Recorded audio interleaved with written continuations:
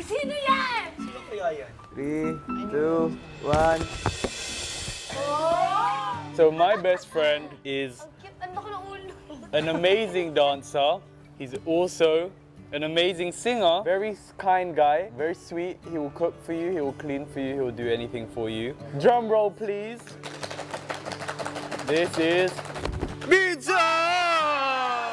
Mataas na ho yung antas ng pamumuhay niya, iniiba niya na ho pagtingin niya sa ibang tao. Si Jaren ho, hindi ganun ho. Kumbaga, pantay-pantay ho lahat ng pagtingin ni Jaren. Lalo na ho sa akin. Tinanggap niya ho ako ng buong buo na hindi nag-aalinlangan kung saan ako nanggaling ho.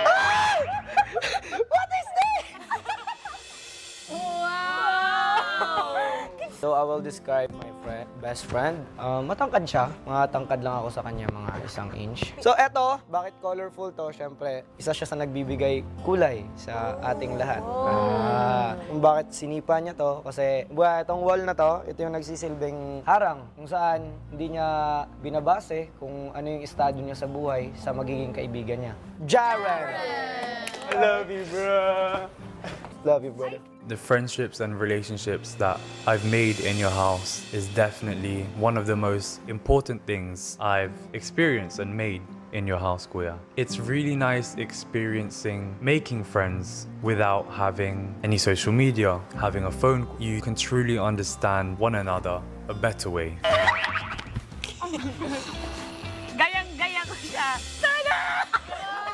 Siya yung best friend ko dito kasi mabait and very caring. Like, every time na may provoke or pag hindi ako okay, super comfortable kung mag-open nang walang natatanggap na judgment. Okay, my best friend is JM!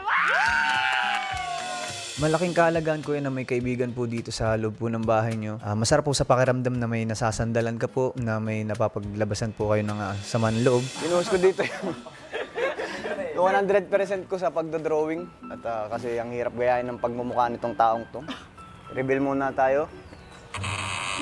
Uy! Mata pa lang, kilala nyo na. So game...